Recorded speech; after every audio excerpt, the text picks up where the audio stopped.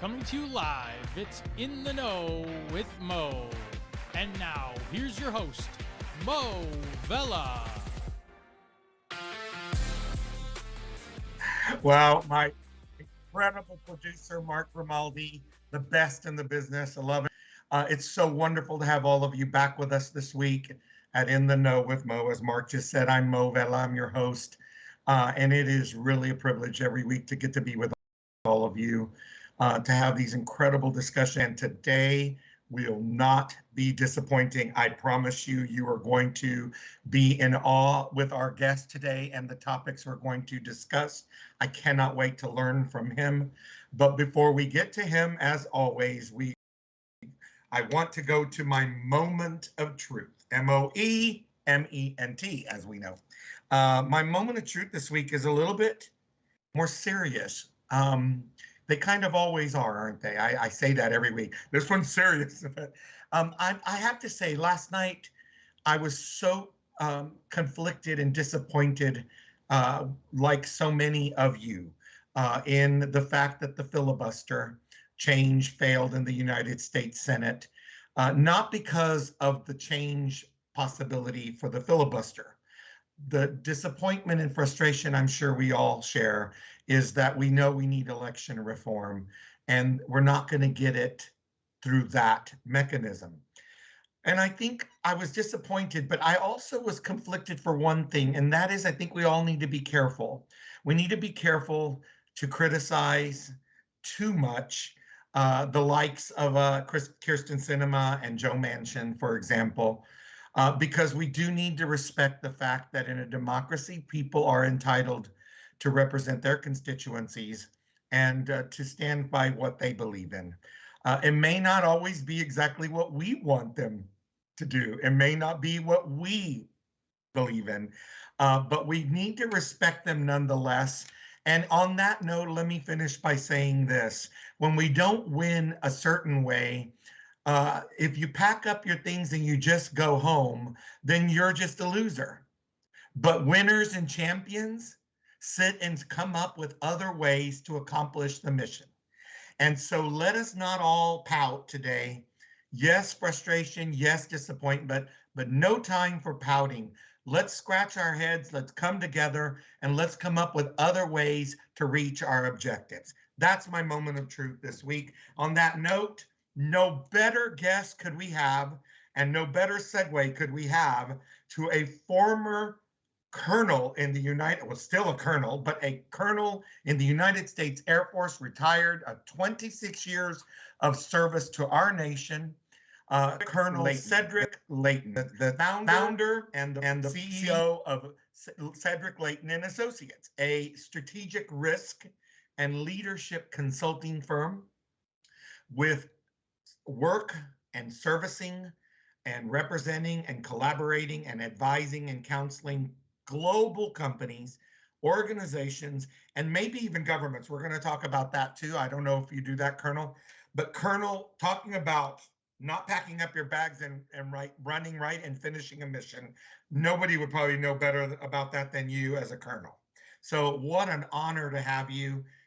You know how cliche it is, and I hate this line because everybody always tells me that our military or veterans, gosh, it's so cliche, but you know what? I'm sorry. I mean it from the bottom of my heart. And on behalf of everybody watching and listening, thank you for your service to our nation. Thank you, Mo. It's so good to be with you, and thanks for the kind words. I don't take offense to that at all. I think it's just a measure of gratitude, and I'm so grateful to hear that. Thank you so much. So, Colonel, one of the things I do here at In the Know with Mo, and anybody who watches or listens always knows that we can't just jump right in and do what we're going to do later in the segment, which is talk about international affairs, current crises, and that's plural. I don't know how the hell you say crises plural, but there's more than one going on. We're going to address them all. But what we do here on my show, what's really important to me is my show is about humanity. And so I like to go back, and you're going to go, what the hell? But I like to go back and talk about, like, who is this Cedric Leighton man? where did you start this journey of life? And how the hell do you go on to become a dadgum colonel, for God's sake? So where were you born, Cedric? I was actually born in Oakland, California. My dad was a graduate student at Berkeley. At the time, he had previously served in the Army and retired after 20 years, then married my mom. And they did the next best thing after they got married, which was at the City Hall in New York City. They got in the car, and which was a 1957 Plymouth, and they drove down south. Visited some friends in Florida, then they went west and ended up in California. And at that time, I guess you could do that. I don't think the Princeton Review would like something like this, but he just went up to Berkeley and said, hey, I've got some courses, some college courses. I'd like to finish up my degree. Could I start that process here? And they said yes. And so he ended up getting a PhD eventually. Amazing. And then what happened after that was when I was 2, we moved to upstate New York, Oh, and that's what basically part? where I What grew up. city? What city? Oswego, Oswego. Oh, okay. I lived in the Hudson Valley up until 2 years ago. Oh, there you go. Okay, Yep. yeah, absolutely. So yeah, for those who don't know, Oswego is just northwest of Syracuse, New York, and Exactly. it's right on Lake Ontario. And we are famous for one big thing, just like Buffalo, lake effect snow. And that's that was something that I contended with, during my time growing up. And so, the other part of it was my mother actually was a German citizen when she first started out in life, and she met my dad when he was stationed over there. And eventually, they got married after he retired from the service, and then I grew up bilingually. I spoke both German and English growing How up, about and that? yeah, so Now it you know it why was I ask these things. See, because you see, then all we see is this kernel, right? But there's so right. much more to, who you are. And so that's amazing. So you grew up bilingual. That's just so you, gosh, where do I begin with all this? Because this is so much, to me, this is what gets me so passionate about life, is because you see now there's all these aspects of you, right? Because that means you grew up in a multicultural home, Right, right. right? And so I would love to talk about how you feel it, what's the value of multiculturalism, because you are the product of it. Absolutely. Well, I think it's invaluable. I think the only way to understand the world is to understand other people's perspectives, and even with people, when I meet people who are not from any of the cultures that I've experienced Right. directly, there's still an opening. So case in point, I'll fast forward into my military life, and one of the areas that I worked in was in the Pacific region, and my job was to visit foreign countries and help air forces in foreign countries Mhm. with their intelligence and electronic combat training programs. One of those countries happened to be Thailand, and we were deployed to Singapore for an exercise. It was the U.S. Air Force, the Singaporeans, the Thai, and the Australians. And the Thais are very gregarious people, a very friendly people. And they were sitting next to us at a dinner table. And this gentleman from Thailand turned to me, and we started talking about the politics of Southeast Asia and the history of Southeast Asia. And then he said something very interesting, because I thought I hadn't heard him correctly. He said he was speaking in English, and he said Vietnam Krieg. Krieg is the German word for war. And at that moment, I thought, wait a second, this guy's been exposed to Uh-huh. Germany. And Yeah. so as the conversation went on, I said to him, Sprechen Sie Deutsch? Do you speak Uh-huh. German? Yeah. And he answered in very good but Thai accented German. He said Wow. that he did, and we developed a fantastic friendship as a result of that.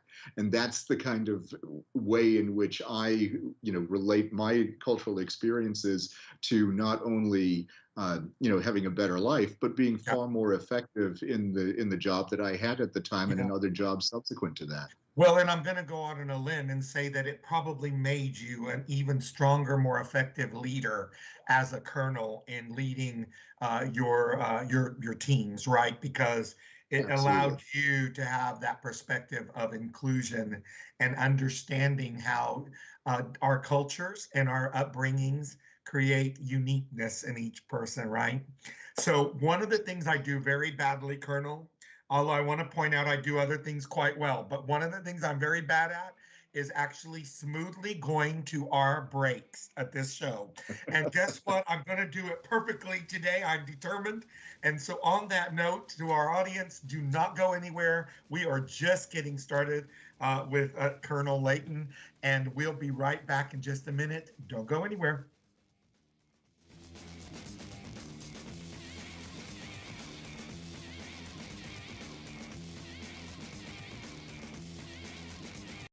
I want to get back to seeing my grandbabies every Sunday and smothering them with big hugs and kisses. I want to get back to football games with my boys. I want to get back to feeling and touching, connecting with the people around me. I want to get back to family dinners and my grandma's mac and cheese.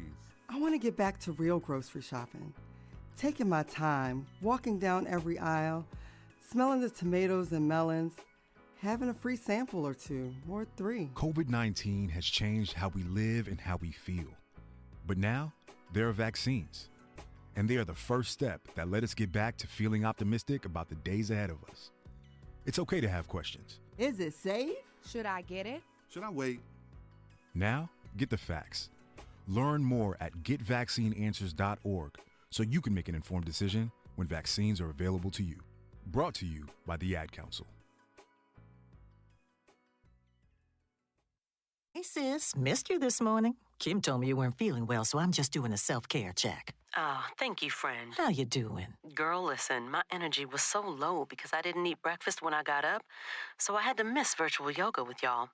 Trust me, I understand. But I'm doing much better now that I've eaten, so I'm back on track. Great. In that case, let's get some steps in tonight. I'll come over and we can walk around the lake. Sounds good. Appreciate you being in my business, too. Now, let me get in yours. Did you check your blood pressure today? I did that and my squats, okay? Okay. High blood pressure is not going to be my friend if I can help it. See you at 6? Let's get it. See you then. Now more than ever, it's important that we protect our hearts and the hearts of those we love.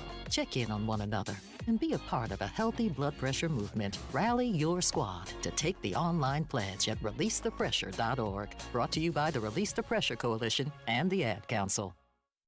I'm Rick Smith, and this is Labor History in 2. On this day in labor history, the year was 1937. That was the day the Flint Women's Emergency Brigades were founded. Janora Johnson, a socialist, was a main leader of the Women's Auxiliary Number 10 throughout the strike. A different kind of auxiliary, it built the leadership skills of women through classes in labor history and public speaking. It also set up a first aid station and child care center, raised strike funds, and walked the picket lines. The Women's Auxiliary was transformed through its actions at the Battle of Bull Run when the women put their bodies between the strikers and the police. According to Janet Hazzett, the women moved beyond supporting the strike to participating in it. 50 women signed up the next day. By the end of the strike, over 300 women had joined. The women adopted an official uniform of red berets and red armbands. They were armed with clubs to smash factory windows when police gassed the sit-downers. Their participation in the strike was heroic, and their work continued after the victory. They sought to represent the interests of women auto workers, who often found co-workers less than welcoming and experienced sexual harassment and occupational discrimination at the hands of supervision. Many women auto workers formed the core leadership of several chapters. Historian Nancy Gabbin notes that this was not always the appropriate arena for advocacy, saying, quote, by encouraging women workers to participate in the auxiliaries, the UAW abdicated its responsibility to these workers. However, Johnson emphasized it was a radical change to give women a right to participate in discussions with their husbands, with other union members, with other women, to express their views. That was a radical change for those women at that time. Labor History in 2 brought to you by the Illinois Labor History Society and The Rick Smith Show.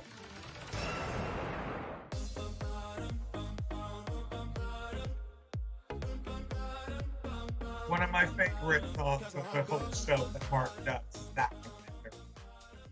So I will spare all of y'all the typical dance that I do, but we're not going to do that because I have the Colonel on today, and we don't want to embarrass the Colonel in any way because Colonel, on that note, Colonel, I have to tell you something. I have to share something with you because we're going to pick up where we left off, but I'm going to digress for 1 second. So when I was, I had the privilege of being then Vice President Biden's Director of Management and Senior Advisor. Both times when I was CFO to Gore and Senior Advisor and to then Vice President Biden, both times I had the privilege, and it was an amazing privilege to work with all our military personnel, both at the naval residence and at the White House, right? And a lot of people don't realize how much military personnel are involved in the every moment of the day in both the president and the vice president's routines and lives, right? So I had to deal with them all the time. So Colonel, you'll get a kick out of this. Every time I hosted a meeting in my office and there was a colonel, there were lieutenants, right? There were, every branch is represented and all levels of officers.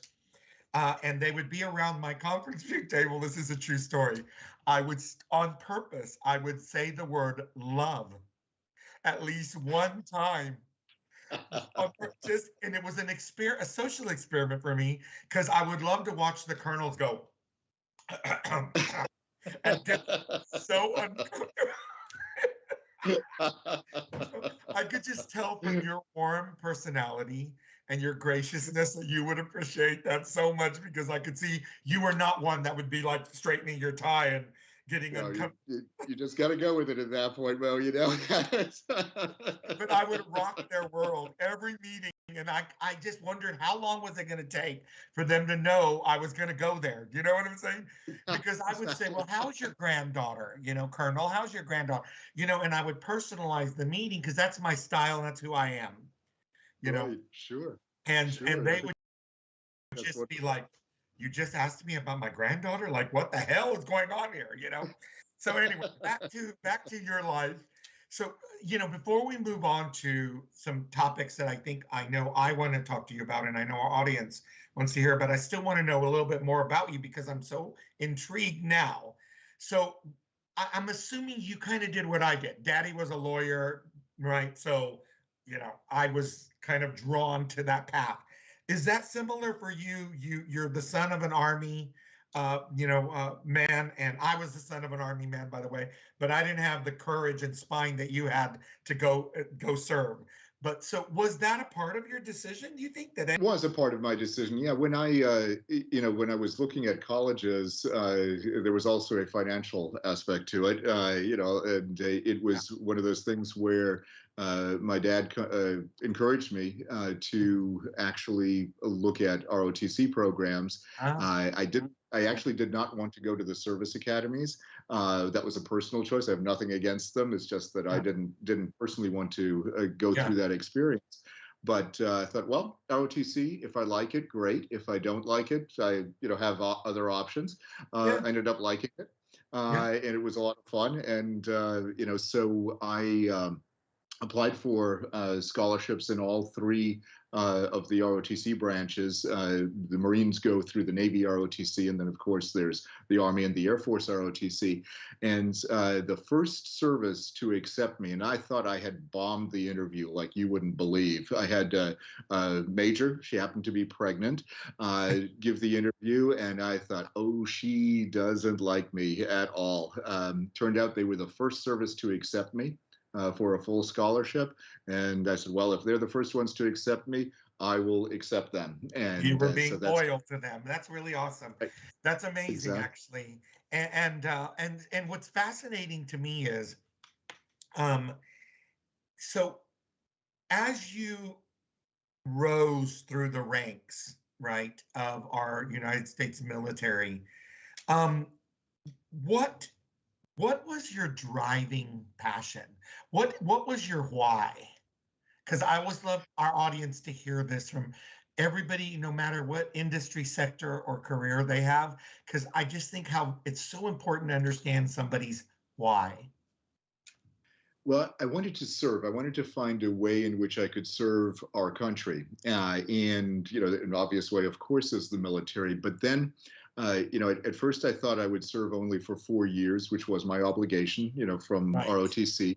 But then the jobs got so darn interesting. And I ended up as a lieutenant, which is the lowest two ranks of the Air Force officer structure, same as in the Army and the Marines. As a lieutenant, I ended up being an executive officer / aide to a general, to a one-star general. And we had a global command. And so I got to travel with him all around the world, to Asia, to Europe, South America, well, Latin America. At that point, I was hooked, and we interfaced with Congress. I helped prepare speeches for him, and it was this insight that I perhaps normally wouldn't have gotten. But it was that the travel, plus before that I had served in an operational unit, and we deployed to the Middle East before it was fashionable to do so, so I got insights into those cultures as well. And I don't think I could have done that as quickly in many other civilian jobs. There's certainly some where I could have, but in this particular case, it was to me it was just the best way to have a profession and to have a varied job at that point. I am so damn glad I asked that question. You see what I'm saying? Because that just inspired me. And it's a reminder to all of us, right? That if you go in with an open mind and open heart and intrigue and that kind of clean slate or clean palette, if you will, right? And then look at what happened. And I can relate, by the way, on such a personal level, because I had a similar experience, obviously not nearly serving at the level and the capability and with the expertise that you did. But when I worked for Gore, I was 32 and I was a CFO by 33. And when you were just talking, I was just really reliving, right, that getting on Air Force Two, going to other countries with him, helping write the speeches, right, doing events with him. And I so got it. Like, I was like, oh my God, so in sync with you on that, because it's an education like no other, right? And and then you're like hooked, right? Yeah. You're hooked. And yeah, it was one of those things where, and then all the assignments after that just built upon those initial experiences, and that was what kept me in, all these years. And it was fascinating work, and I'm very glad I did it. Well, so I'm so inspired by that, and I'm so glad we talked about that, Colonel, because when we come back from this next break here in a minute, we're now going to get into some current events and the crises we're seeing internationally around the world. And I can't wait for you to enlighten us and, frankly, to hear your perspective, because I know that you are often a CNN analyst on these topics. So we'll be right back. Don't go anywhere, folks. When we come back, we're going to get into it now.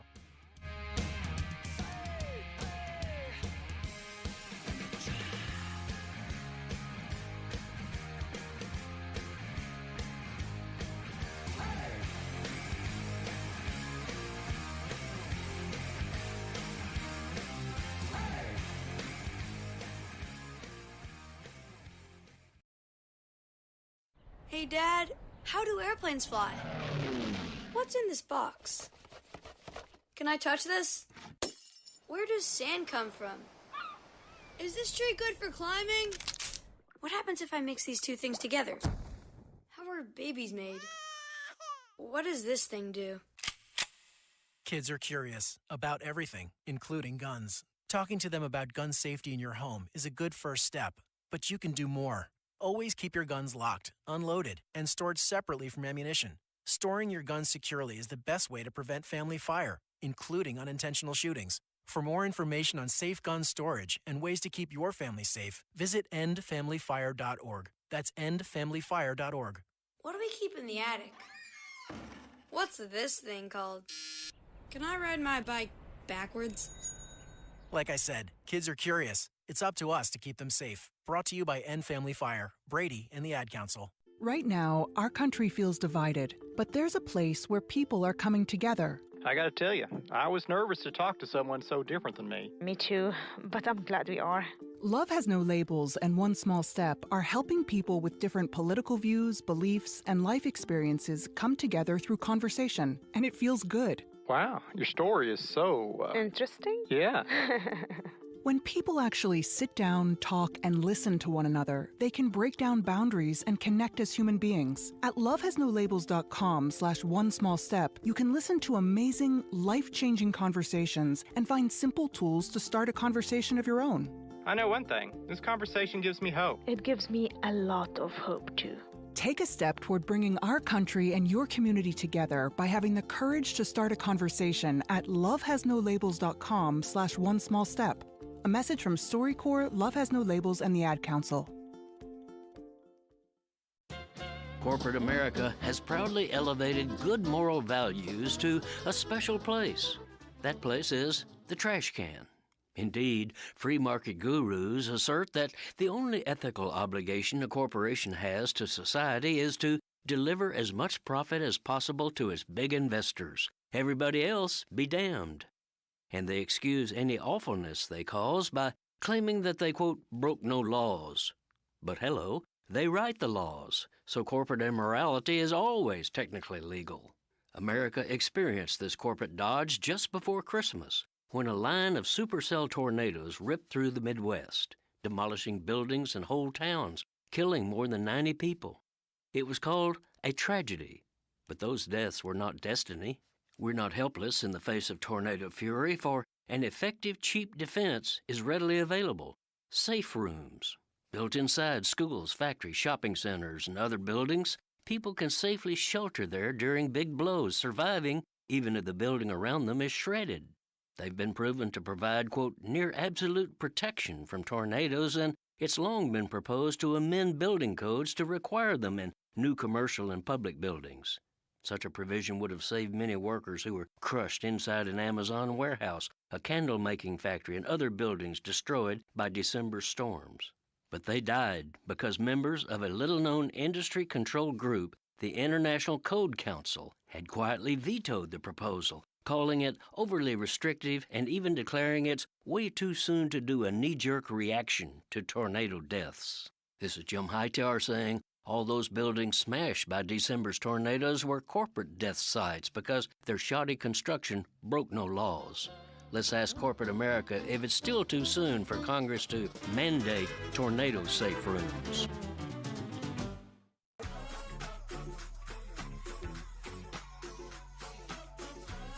Hey, welcome back to In the Know with Mo. I'm Mo Vedla, your host. It's so good to have all of you with us. I have an incredible guest this week, Colonel Cedric Leighton, who served our nation for 26 years in the United States Air Force and became a global expert on international affairs, on international matters, on strategic leadership, strategic risk, and now consults for many companies and individuals and organizations around the world. So it's a privilege to have you, Colonel. I must say something, because the commercial is always, before this segment, is always by Jim Hightower. And it warms my heart because Jim Hightower, I worked for Jim Hightower in 1985 in Texas. So every time I hear his voice, it just takes me back. Colonel, I want to get into a little bit more in the weeds now on some substantive matters. After now we're so inspired by your life story and how you came to be such an expert in global highly recognized global expert. Colonel, right now, I don't know anybody who is not concerned and thinking about Russia and Ukraine. I can tell from the look on my dear friend who office next to me, Tony Blinken, our incredible Secretary of State, and I can see it in Joe Biden's eyes. There is tremendous concern. So, Colonel, what is going on? Because one thing on my show is I always like to get down to the basics because I think my viewers and listeners are a lot like me, and I went to law school because there was no international affairs. So, it's kind of like Ukraine and Russia 101. So, can you kind of indoctrinate us? What the hell's going on? Why the heck is Russia saying that Ukraine shouldn't exist or isn't legitimately existent? What is this all about? Well, Mo, that's a great question because when you look at Ukraine and the relationship that Ukraine and Russia have, you think, wow, why can't these two countries get along? Yeah. And the answer is that there are a lot of historical reasons why they actually can't, especially from the Russian point of view. The Russians, you go back not just to the Soviet times, but beyond that to the Tsarist times. Ukraine was basically a part of the Russian Empire. It did not have there was no separate nation. In fact, when you go way back, the origins of the Russian state are actually around Kiev, the capital of Ukraine. So the Russian state would be kind of like, taking out Valley Forge, the area from Valley Forge to Washington, and saying that doesn't belong to the United States anymore. So the Russians are looking at it from that perspective, and they're saying, wait a second, that's ours. Now, the problem with that, of course, is that the people that are now Ukrainian believe they have a separate identity. They have a distinct language. They have a distinct culture. In many cases, different religion from what was practiced in the Russian Empire, at least to a large extent in the Russian Empire. In some cases, they belong to a different empire. And those types of elements become part of a narrative that the Ukrainians started to weave as far back as a little over 100 years ago. With the dissolution of the Russian Empire, the advent of the Bolshevik state, of what became the Soviet Union, the Ukrainians tried to fight for their independence. And for a brief period, they actually had it. But that disappeared between Poland and the Bolshevik armies, the so-called Red Armies during the Russian Civil War. All of that came together and took away the independent state of Ukraine, which would have existed from about 1918, 1919 on. So that went away for the entire period until 1991, 1993, when Ukraine actually became its modern state and became independent in the present sense of that country. So the Russians look at Ukraine as being taken away from them in an almost official way. We look at it as if, wait a second, the Ukrainians, through self-determination, have said they need to be and want to be independent. They want to be basically part of NATO, part of Western Europe. And we should honor and respect that. Exactly. And so we think self-determination, they think historical heritage. The Russians think historical heritage. We haven't seen that conflict anywhere else before. I'm being facetious. Yeah, absolutely. So, unfortunately, it plays itself out just like it did in the 1930s, as an example. You look at what the Germans did with Czechoslovakia at the time of the Sudetenland, which was the territory where the German-speaking population lived in what was then Czechoslovakia. Hitler took that away. Same arguments are being made by Putin when it comes to the ethnic Russians that live in Ukraine. So you have these kinds of forces coming at each other. And when you have a country that is basically very new to being a country, and you have an old established state trying to control it again and come back to those old times where they controlled that territory, conflict is bound to happen. And, right now we what I hear you saying is here we go again. It's kind of another country using historical rationale to try to control and exert power, really. Yes, that's exactly what it is. There are economic reasons for it. There are ethnographic reasons. When you look at declining population, they would like more people that they can consider, part of their sociocultural mix. And that's really what they're looking at. So the Ukrainians have a really tough battle ahead of them. Not even if it doesn't come to a shooting war, it's going to be very tough for them to exercise the degree of independence that they want to exercise. And that's, I think, where the seeds of this current conflict lie. Do they have the economic capability to be self-sustaining in the long term? The Ukrainians don't really have that capability at present because they're not as resource rich as Russia is. Russia, at the very least, can take its oil and gas, especially gas reserves, and use those. That's basically what the Russian economy relies on right now. That and other natural resources. The Ukrainians do have coal. That, of course, is falling out of favor for a lot of reasons, climate change being one of them. But the other part of it is with the advent of the Nord Stream 2 pipeline, which the Germans and the Russians, have as a joint project. It basically bypassed Ukraine and took away a lot of gas revenues that the Ukrainians were getting from Russian gas transiting its territory to get to Germany.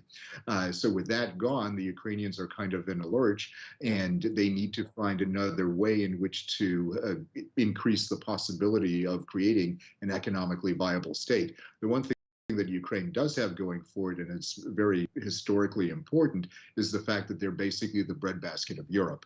That their territory historically has been the area where it's been Russia's granary in the past. It's been Europe's granary, and of course that's what the Germans wanted to capture during World War II as part of their effort to get Lebensraum, for the German population. So it's a territory that a lot of people want, but those who live there, of course, pay the price because their territory is desired, but they themselves aren't necessarily part of the grand plan for whichever conquering force comes through.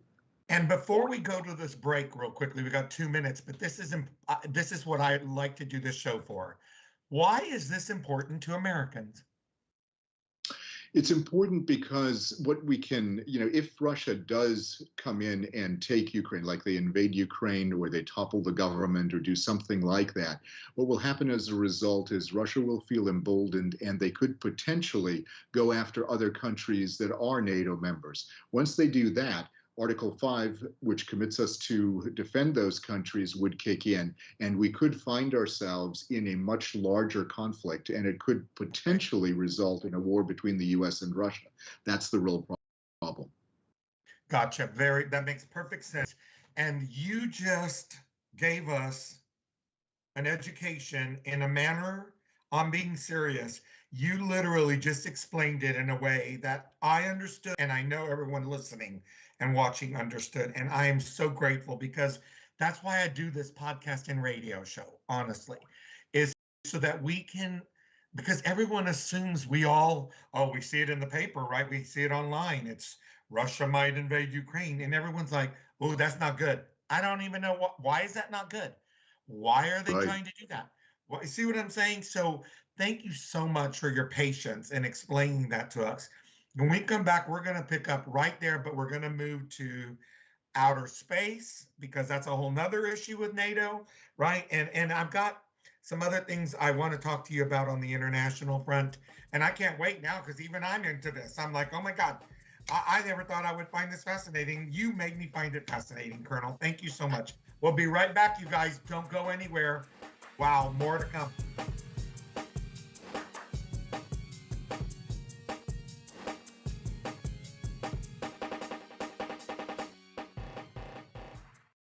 What I know about courage, I learned from my adoptive mom.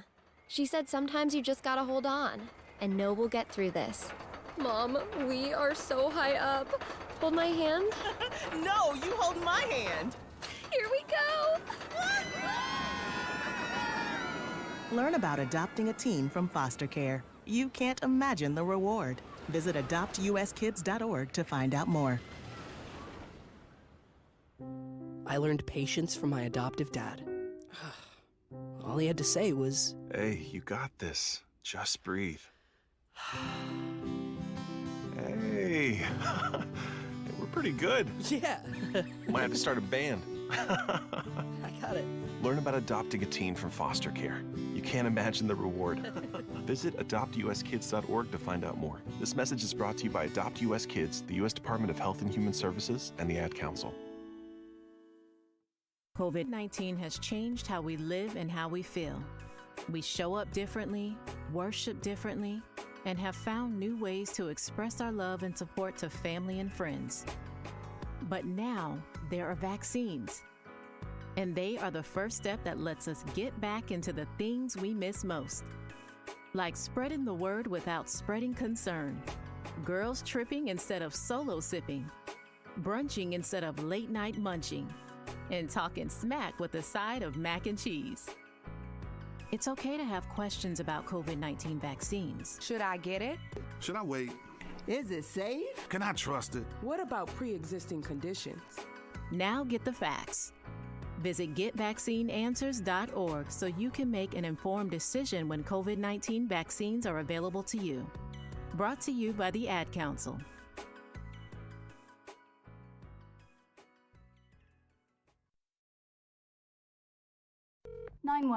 What's your emergency? America's healthcare system is broken and people are dying. Welcome to Code WAC, where we shine a light on our callous healthcare system, how it hurts us, and what we can do about it. I'm your host, Brenda Gazar. This time on Code WAC, it's been 2 years since the novel coronavirus hit U.S. shores, and incredibly, the world is now facing a fifth surge of cases. The deadly Delta variant is giving way to the Omicron variant, and scientists are struggling to keep up with the science and the quickly evolving data. Here in America, more than 820,000 people have died of COVID-19, and tragically, the number of cases and deaths continue to grow. In April of 2020, we interviewed Dr. Tony Eiton of the California Endowment about our new normal. Are there other ways that Medicare for All could help Americans respond to public health crises like this one? If you take the profit motive out, as does Medicare for All, out of the healthcare insurance industry and to some extent out of the providers' hand. I mean, you still will have private providers participating in the single-payer system, but for the most part, if you can construct incentives to try to improve health as opposed to try to maximize profits, then yes, Medicare for All can actually serve to better prepare us in the event of a pandemic, because folks will be thinking we need to have some extra capacity for ventilators or the ability to move some of our beds into ICU beds in the event of a pandemic, because our goal now is to improve health, not just to profit. Get the full Code WAC story on progressivevoices.com and on the PV app. Catch all our episodes by subscribing to Code WAC wherever you find your podcasts. This podcast is powered by Heal California, a nonprofit that uplifts the voices of those fighting for healthcare reform around the country. Until next time, stay healthy.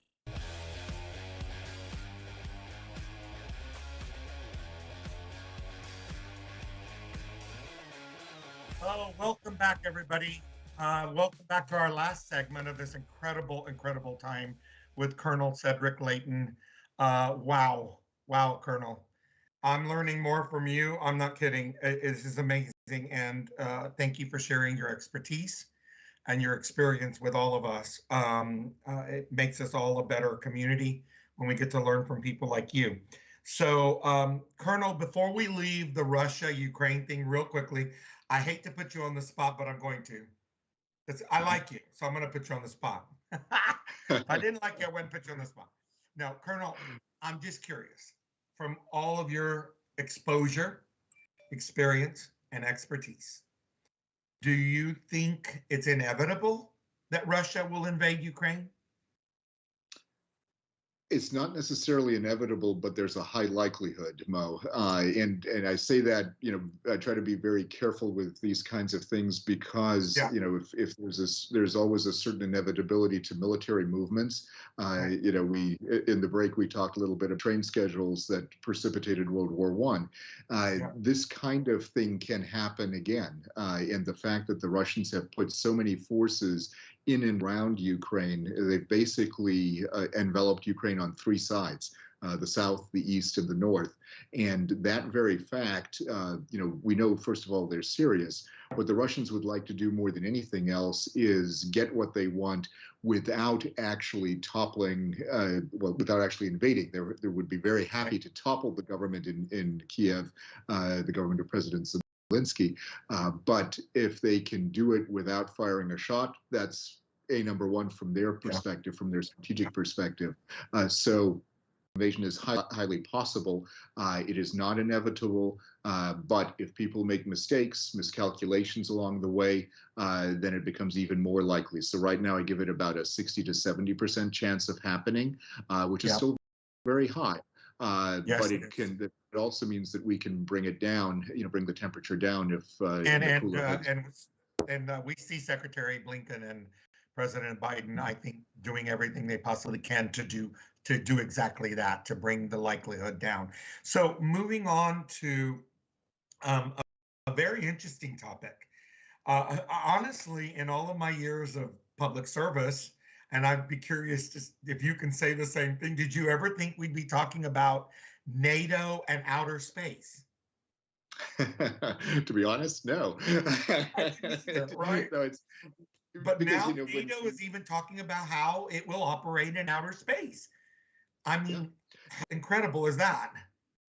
It's really incredible, and it's actually really good that they're doing it because it shows that this organization, this treaty organization that was designed initially to serve as a bulwark against communism, how it can evolve. And a lot of us who worked in Europe during the Cold War and the period, as the Berlin Wall fell, there was a lot of skepticism as to whether or not NATO could adapt to a new world. And at that time, we didn't even think about the pervasiveness of cyber issues or obviously of space being part of the NATO portfolio.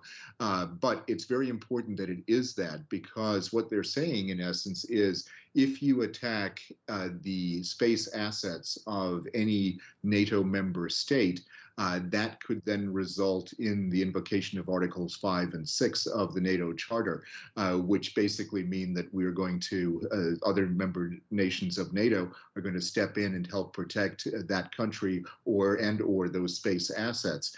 So it's a very important declaration because we see what both the Russians and the Chinese are doing in space. So what this could potentially do is if if there's an attack on NATO space assets, or the space assets of a NATO country by, let's say, China, that could mean that NATO would be involved in a conflict of some type, or at least would have to protect itself against the forces of China, which is way beyond the geographical boundaries of the original NATO and what NATO was intended to do. But it's now truly a global issue, and if you don't have space, I have a dumb question for you.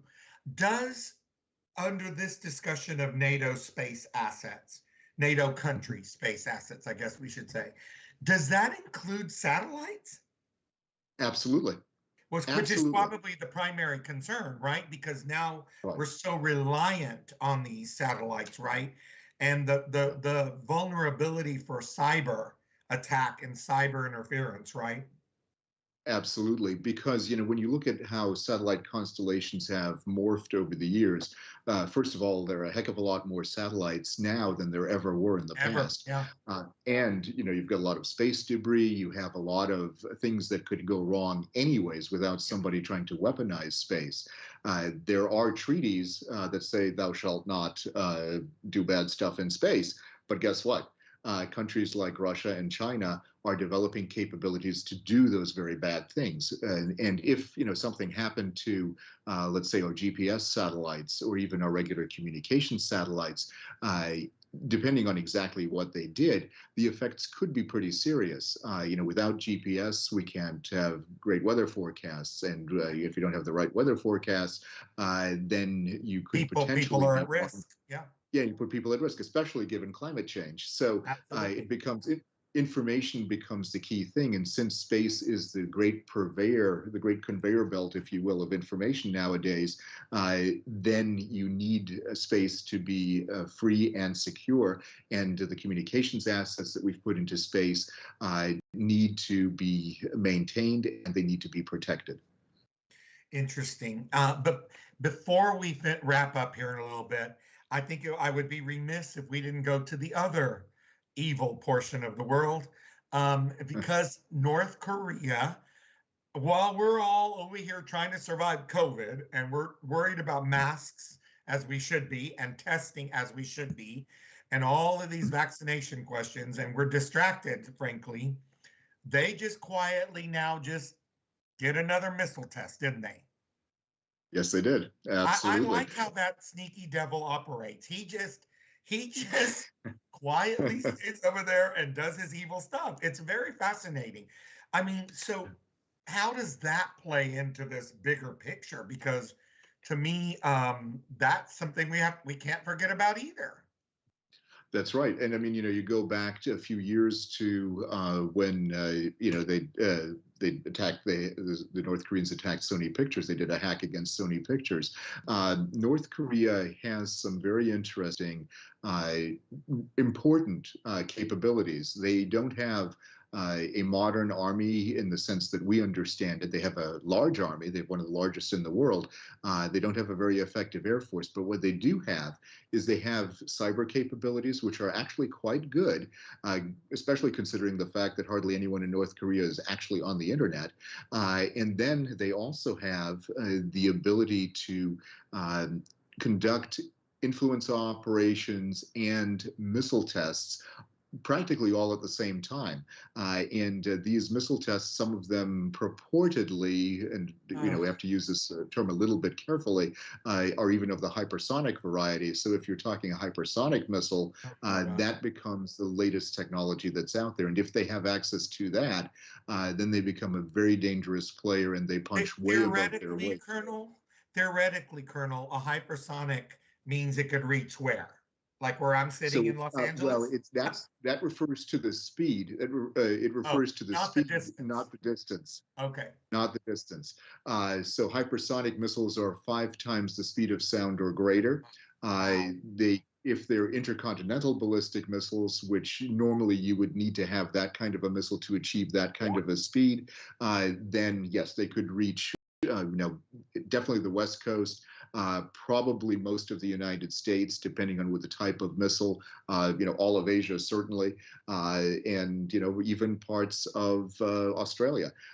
So these missiles, their efforts are very dangerous, and they, operate outside of the international system, but try to benefit, from being the rogue nation as much as they possibly can. Wow. Oh my Lord. Well, let's end this now on a happy note.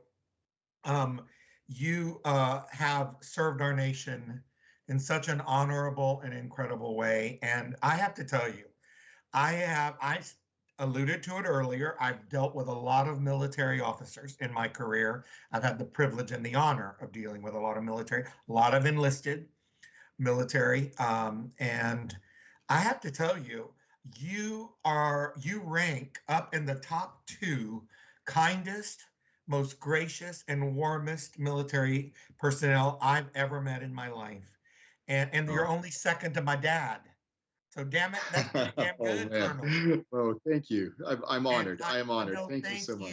Thank you so much. Seriously, you have really enlightened and educated us. And frankly, you inspired me, because I loved hearing your story about how you went into the military and your why. And I wish you Godspeed and continued success with your company and your consultancies. And I hope you stay safe and healthy, and I hope you come back, because we're going to have you back. The hell with CNN military analysts. You come back to In the Know with Moe. That's the ultimate, Colonel. Everything's the ultimate, but I really appreciate it, Moe. Thank you so much for having me. Thank you very much. We're very grateful.